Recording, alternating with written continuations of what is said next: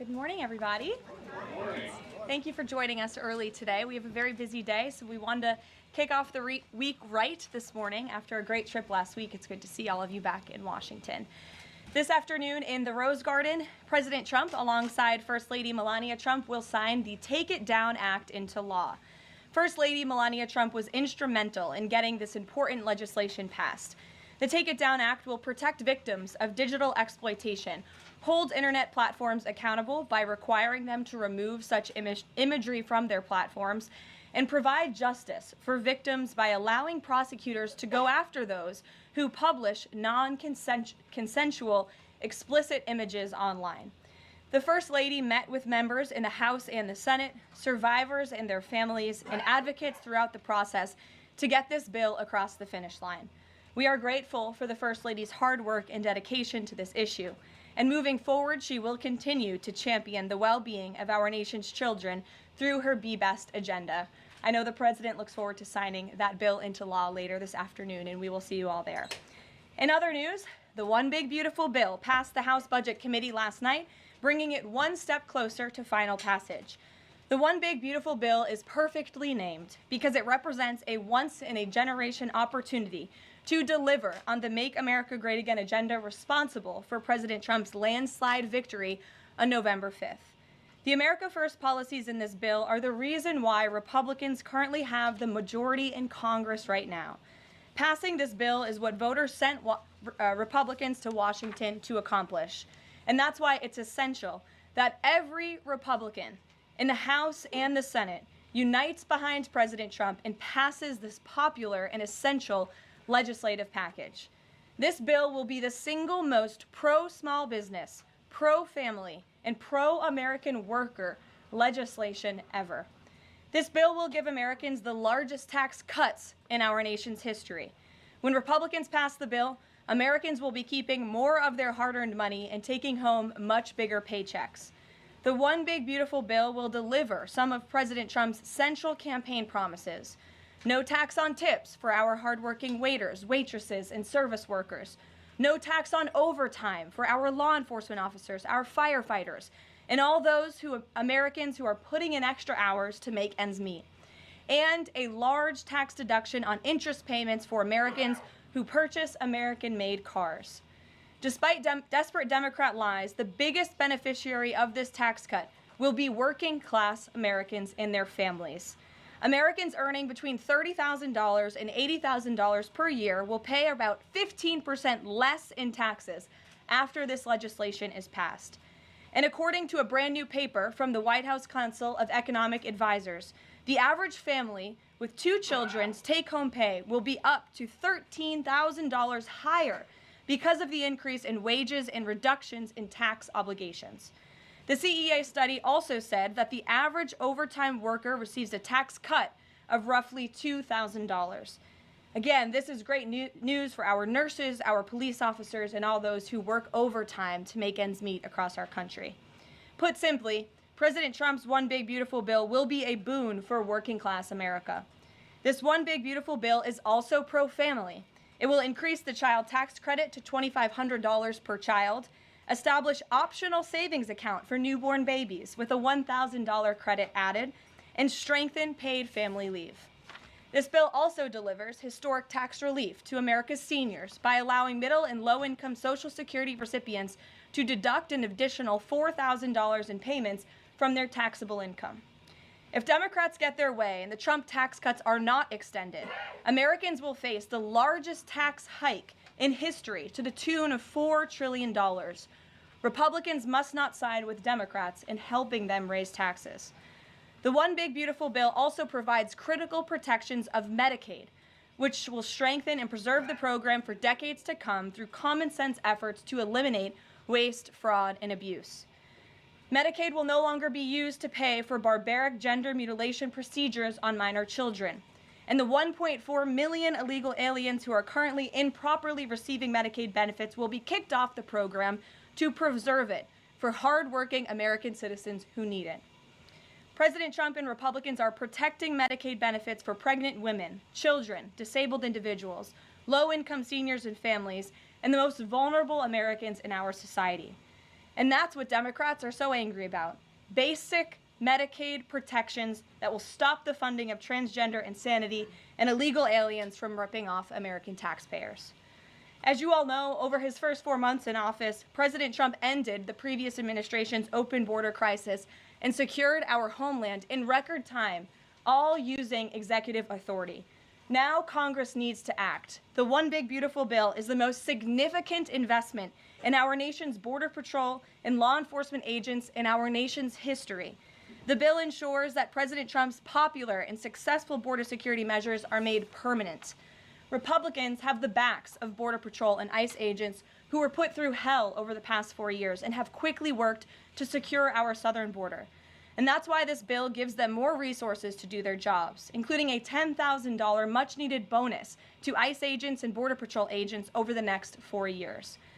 To provide those brave agents with desperately needed reinforcements on the ground, the bill allows for the hiring of thousands of new ICE personnel, customs officers, and Border Patrol agents. These significant hirings will empower President Trump to continue delivering on his promise to carry out the largest mass deportation in the history of our country.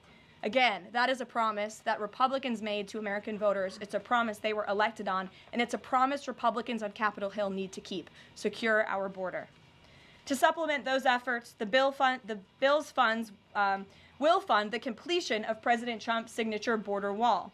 As a result, 701 miles of primary wall, 900 miles of river barriers, 629 miles of secondary barriers, and 141 miles of vehicle and pedestrian barriers will be constructed when this bill passes, along with cutting-edge technology to secure our homeland from dangerous illegal alien invaders. This bill also advances our national security and defense interests by ensuring the United States military has the necessary resources to remain the strongest and most lethal fighting force in the world. The bill will provide resources for the construction of President Trump's Golden Dome to safeguard Americans from potential attacks, give the Coast Guard resources to build more modernized ships, and the Air Force resources to acquire better planes.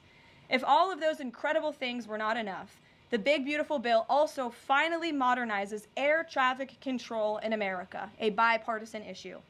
The bill will allow President Trump to deliver on his promise to overhaul and update our air traffic control systems to keep Americans flying as safe and efficiently as possible. The previous administration failed to act and do this themselves, despite repeated warnings from the GAO, which has resulted in unacceptable delays at major airports like Newark that the Trump administration is working hard to address. When the One Big Beautiful Bill passes, we will replace the current antiquated system, the FAA will enhance safety in our skies, reduce delays, and power the future of air travel in the United States. That's just some of what this historic legislation will accomplish. It is absolutely essential that Republicans unite behind the One Big Beautiful Bill and deliver on President Trump's agenda. There is no time to waste. Americans gave Republicans a once-in-a-generation opportunity to course-correct our country over many wrongs over the past 4 years. And Americans are counting on Republicans to work as hard as President Trump is in this White House every day on Capitol Hill. Send this legislation to his desk as soon as possible for his signature. Here in our new media seat today, we have Liam Cosgrove, the White House correspondent for Zero Hedge. With that, Liam, please kick us off. Thank you, Caroline. So my first question is on foreign policy. Sure. The president has made several moves towards peace in multiple fronts: India, Pakistan with the Houthis, talking with Iran and talking with Putin. Biden didn't even talk to Putin for the entire span of the war, which is crazy considering two nuclear powers were engaged in a proxy war. So I do admire these moves by the current president, I'll be honest. However, as of today, we are still funding both Israel's and Ukraine's wars. So can Americans expect to finally be done financing foreign wars at some point? Do you consider that one of the president's goals? Mm-hmm. Well, I think I can summarize the president's foreign policy agenda with 2 words: America first. And that means putting the American people and the American taxpayer first. And that's why the president is moving as quickly as he possibly can and working overtime to end these conflicts in both Israel and in Gaza, and also the Russia-Ukraine war. As you all know, the president will be speaking with Putin at 10 o'clock. He plans to call President Zelensky when that call concludes. I spoke to the president about that call at 10 o'clock. I don't want to get ahead of those very important conversations, but of course you will hear directly from the president or me after those calls conclude today. So you can expect that. As for Israel and Gaza, the president continues to not only himself but his national security team engage in talks on both sides of this conflict. The president made it very clear to Hamas that he wanted to see all hostages released. And last week, when we were flying out of town, there was great news on that front with the return of Eden Alexander, who is the last remaining hostage in Gaza. So to answer your question, the president is always thinking about the American people, the American taxpayer first. He wants these conflicts to end, not just to save money, but most importantly, to save lives.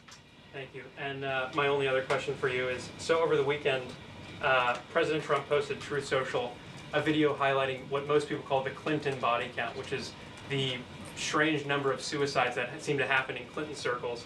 I have a headline here from the Washington Post that said, Trump peddles false conspiracy theories tying the Clintons to several deaths.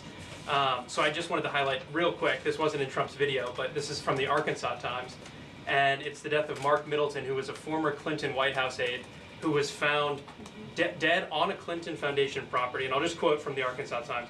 Middleton apparently shot himself in the chest with a shotgun and also hung himself from a tree with an extension cord.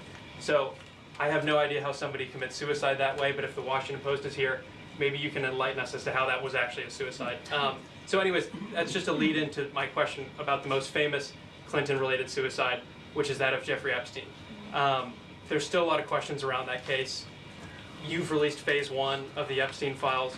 What was missing from that is any connection to his ties to intelligence agencies, and that's really the whole story, that not just trafficking young girls, but doing it on behalf of intelligence agencies, and even potentially as part of a blackmail ring with potential ties to the Israeli government. So for phase 2, when can we expect it? Will it have information pertaining to those aspects of the Epstein case? I know the Attorney General has committed to releasing those files. I would defer you to the Department of Justice on her timeline, but when she has made a promise in the past, she has kept it, and I'm certain that she will in this case as well. Rachel. Thanks so much, Karoline. Sure. The president set a 2-week deadline for Ukraine and Russia to negotiate a deal. That time is now up. Does the president intend to set a new deadline on this call with President Putin? And how much longer is he willing to give these talks? Yeah, I don't want to get ahead of the specifics of the conversation the president will be having with President Putin in less than an hour this morning. But he has made clear throughout the entirety of this conflict, since he inherited it from Joe Biden. Don't forget, this is a war that began because of the previous administration's incompetence and weakness, and President Trump is working very hard to fix it. He has made it clear to both sides that he wants to see a peaceful resolution and a ceasefire as soon as possible. But as for specifics on a timeline, I won't get ahead of the president. And just on the goals for this call in particular, is the goal to get Putin to agree to a ceasefire? Is the goal to lead to some sort of in-person negotiations with Putin and the president? Well, I think, again, we'll see how the call goes, and the president has made it clear his goal is to see a ceasefire and to see this conflict come to an end. And he's grown weary and frustrated with both sides of the conflict. The president and his team have put an enormous amount of effort in solving this very complicated war that, again, began because of the last administration's weakness. Does he still want to meet Putin personally?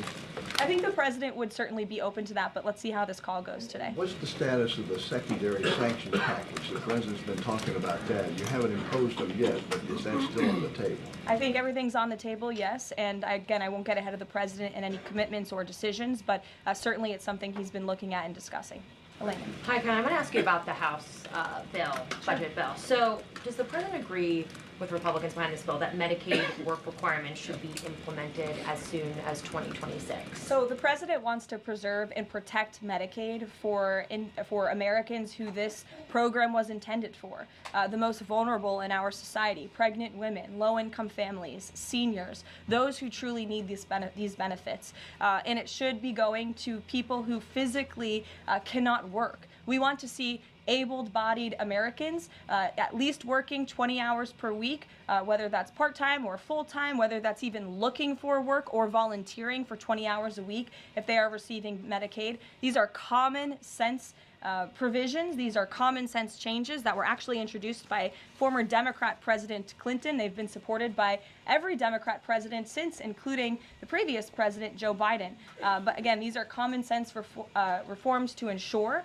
that those that this program was intended for receive those benefits. And then just a quick follow-up.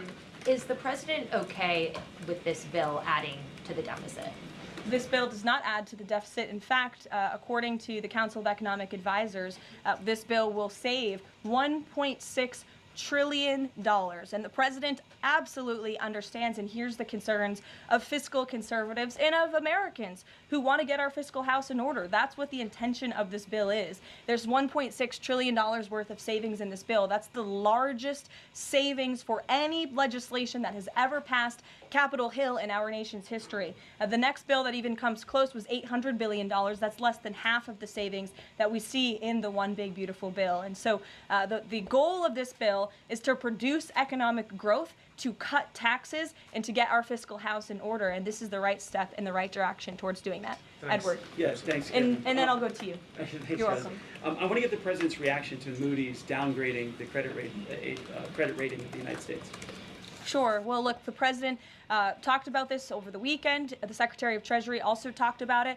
When you look at the world has confidence in the United States of America and our economy once again. The president just last week secured trillions of dollars in investments from countries in the Middle East. We have seen trillions of dollars of investments flowing into our economy since the president took office. That is because America or people around the world have confidence in the United States of America. And if you also just look at the raw economic data that we're seeing, last week when we were out of town, inflation dropped once again. Oil prices are dropping, gas prices are dropping. The president has added nearly 500,000 jobs to the American economy already. So there's a lot of optimism in this economy, and the president disagrees with that assessment. And I want to ask you one more thing, if I could. On your Middle East trip, the United Arab Emirates is getting some of the most advanced AI chips, and there's agreements there. The UAE is the newest member of BRICS. Is there a concern from the president that those chips and the technology will pass through to China, India, Russia, and Iran? Part of going to the Middle East was to ensure that the United States, that this part of the region, our Gulf partners, know that the United States of America is there for them again, and that they should be investing in the United States, not in China. And these AI agreements, particularly the one the Secretary of Commerce signed in the UAE, has security guarantees to ensure that China is not getting the advantage, but the United States is getting the advantage when it comes to AI, and that the UAE and the U.S. are working hand in hand together to invest in this space. So read the agreements, there are security guarantees, and this was a great trip for the country, no doubt. Go ahead. Thanks, Caroline.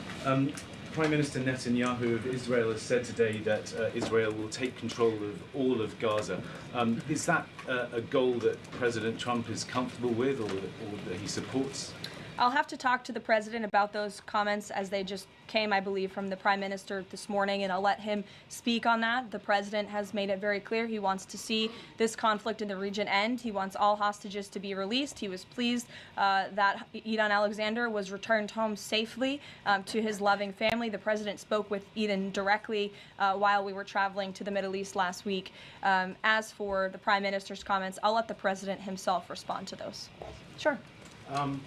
Two questions. One, how involved does the president intend to be directly in talking to House members about the bill over the next couple of weeks or the next week? Sure. Well, over the weekend, the president was in direct conversation and communication with the Speaker of the House. He's been very involved. He always is. He's willing to pick up the phone when he is asked to. So he'll continue to be very engaged in this process with both House members and his friends on the Senate side as well. And on former President Biden's cancer diagnosis, the president put out a very nice message on Truth Social. Has he talked to President Biden directly? Does he intend to call? What does he intend to say directly? Not to my knowledge. I don't believe they have spoken, but I'm sure the president would be open to doing that. I spoke to him last night about the former president's cancer diagnosis, and the statement that he put out was the initial reaction he had with me on the phone as well. Peter. Follow up on former President Biden. White House doctors may have missed the early stages of his prostate cancer. So is President Trump worried about the quality of care that presidents get here? Not as far as President Trump is concerned. The White House physician we have here is phenomenal, and the team of physicians that take care of the president particularly at Walter Reed Medical Center, are great. The president had his physical recently, as you know. He had perfect results. He's in very good shape. I think those of you who traveled to the Middle East with us last week can attest to the president's endurance. And by the way, I will add, we returned home from a very long and tiring trip last week. And on Saturday, where was the president? In the Oval Office working all day. He doesn't stop, he doesn't quit, he's in great health, and he trusts his physicians. Two more things. Putin ghosted everybody at these peace talks last week. As President Trump phones him today to try to figure out an end to the Ukraine war, does he think that Putin is the good guy or the bad guy? I'll let the president speak on that conversation later. He's made his feelings about both sides of this war quite clear throughout it. He wants to see it end. And Annie, the go last ahead. one, what does President Trump mean when he says that Taylor Swift is no longer hot? Look, he is speaking about Taylor Swift's political views and how perhaps it has impacted the support of the American public for her work, and I will leave it at that. Annie, go ahead. Thanks so much, Caroline. I'm just going back one more time to the White House Medical Office because there seems to be some question about this with regard to President Biden's screening. Can you say whether or not President Trump is screened for prostate cancer as part of his physical? To the best of my understanding, he is, but we can certainly check in with the White House physician and go back and look at that physical report. And then just one other question. Recently, Stephen Miller at the White House made some comments about considering suspending habeas corpus. And I'm curious if there's any update on how the White House is exploring that option to enact the president's agenda. I don't have any update at this time, but I can check in with our Deputy Chief of Staff. Mary Margaret, go ahead. Thanks, Caroline. Given the ongoing revelations about the former president's mental acuity and how staff and media covered that up, especially with the release of this book, 2 days, I think, is there any interest in further scrutiny of Kevin O'Connor, the former president's physician? I'll let the president speak on that. I spoke to the president again about the former president's health diagnosis last night, and he wanted to extend his warmest wishes to the former president and his family. But as for any further action, I'll let the president speak on that first. Michelle. Vice President Vance's meeting with Zelensky. Can you share any more information on that? My understanding was it was a good meeting, a productive meeting, and we're grateful that the Vice President did it and that he also went to the Pope's first Mass in Rome. I also have an update on that. The Vice President passed along a letter to the Pope from the President and from the First Lady extending their warm wishes and inviting them to the White House as soon as they possibly can come. Michelle. On Iran, Steve Witkoff said yesterday that continued enrichment is a red line for the U.S. The Iranian foreign minister says that's going to continue no matter what. How committed is the U.S. to that red line, and what's the next step for the next round of talks? We are 100% committed to that red line. The President, Special Envoy Witkoff, Secretary Rubio have made that incredibly clear, not just to the American public, but also in those discussions that Special Envoy Witkoff has had directly with the Iranians. And the next round of talks? I don't have an update for you, but we can get one. To the back row. Go ahead. Thank you, Caroline. You're welcome. South Africa's president says he's going to come to the White House to meet with President Trump on Wednesday. What are the president's expectations for that trip? And South Africa's president recently said he believes the folks that have been resettled here recently are cowards running away from problems in South Africa. Does the White House have a response to that? So I did see the South African president put out that statement. I want to confirm on our end with our Secretary of State and National Security Advisor, and we'll get back to you on that. Monica. Thanks, Caroline. You mentioned the President and the First Lady are signing the historic Take It Down Act this afternoon. I'm curious to know, what are some of the repercussions or consequences for these online platforms or perpetrators that won't comply with the act? Well, what this bill does, it takes the initial step to ensure that prosecutors are able to take down, that's why it's called the Take It Down Act, platforms that are allowing this sexually explicit content on their platform. So it gives them more leeway to go after them as they see fit. But as for specific repercussions, I would defer you to the Department of Justice of how they plan to implement this bill once it is signed later today. Brian. Yes, thank you. You said in your opening statement you talked about this MAGA baby savings account. Exactly how would that work? Who would be eligible for it? I'm assuming women would be eligible for that. Yes, so one of the provisions in the One Big Beautiful Bill, as I said, this is a very pro-family piece of legislation. Not only does it increase the child tax credit, but it also includes MAGA baby savings accounts for children that are born before January 1st, 2024, under 8 years old, U.S. citizens, and have at least one parent with a valid Social Security number. And when this tax provision becomes law, the child, if the parents seek to do this, will be set up with a savings account. Essentially, it's a 401k for a newborn baby. And child's relatives, their parents, can contribute up to $5,000 per year of after-tax dollars annually to that account. And then later in the baby's life, at age 25, savings account holders can withdraw up to the full balance of the account. Upon reaching 30, the account holders can access the full balance of the account for any purpose desired. So it's a great initiative for new parents, new mothers who want to set up this savings account for their children. Ouija. Thank you, Caroline. President Trump and his top economic aides have repeatedly said that Americans will not pay the cost of tariffs. In fact, last week, Lutnick said people have to drop the, quote, silly arguments that consumers would pay the cost. But over the weekend, as you know, the president posted that Walmart should eat the tariffs and not charge the value customer anything. I'll be watching, and so will your customers. So does he acknowledge that if companies don't absorb the full cost, Americans will have to pay? Well, first of all, the CEO of Walmart made those comments about the tariffs on an earnings call where CEOs, I believe, are legally obligated to give the most dire warnings and forecasts to their investors and stakeholders. The reality is, as the president has always maintained, Chinese producers will be absorbing the cost of these tariffs. And that is why China was so quick to hustle to the negotiating table with the United States of America. They need our markets, they need our consumers, and I would again point you to the inflation report that came out last week showing that inflation is declining in large part because energy prices are dropping across the board in this country because of the president's robust energy agenda that he has taken since January 20th. So the president is committed to ensuring that prices remain low for American consumers, and he maintains the position that foreign countries will absorb these tariffs. What does he mean by I'll be watching to Walmart? He'll be watching, seeing what they're doing. Jennifer. On the gift plane from Qatar, 3 things. Is there a timeline for the U.S. receiving that plane? Do you know how long it will take to retrofit the plane to presidential standards? And thirdly, has the intelligence community, security folks, have they weighed in on whether that plane can actually be secured to presidential standards?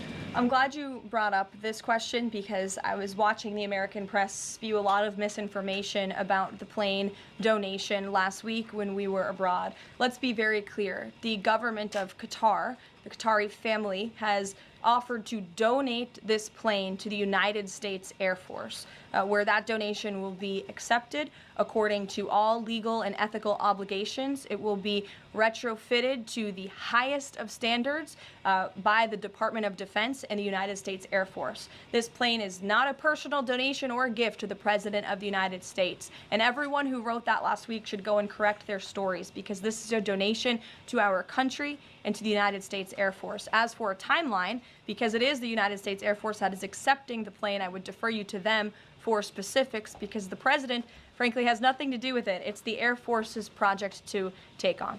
Sure.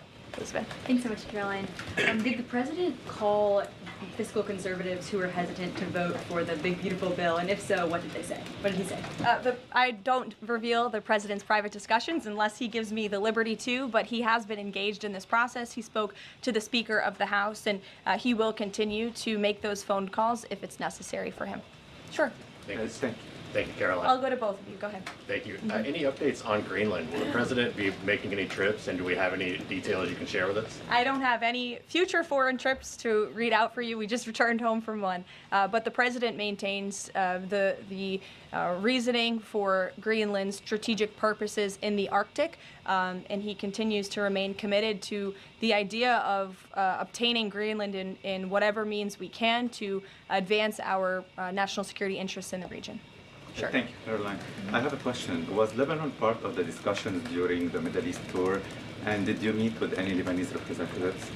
To my knowledge, the president did not meet with any representatives from Lebanon, although he did talk about the election that they recently had there and how he hopes that Lebanon can come to a more peaceful place in their country and that we drive out Hezbollah, Iranian-backed Hezbollah proxies in Lebanon to ensure peace and prosperity in that country and also for the greater Middle Eastern region. And I would just add to that before I wrap up, because the president's call will begin in a few minutes.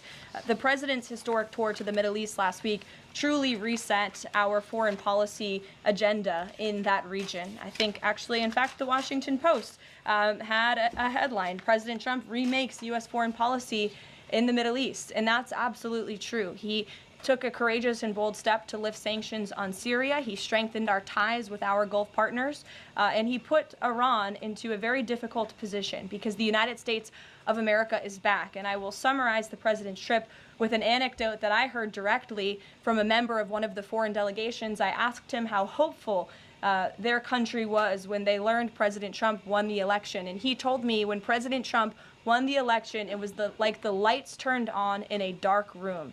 For the past 4 years to the rest of the world, America was dark. We were unresponsive. We did not pick up the phone. We did not return calls. All of that has changed under the leadership of this president, and I think the world saw that last week with this historic and wildly successful trip, and the work continues. The president will be speaking to President Putin at 10 a.m., and we'll have a readout for you after that call, and we'll see you in the Rose Garden at 3 o'clock. Thanks, guys. Thanks, Karoline. Thank you, Karoline.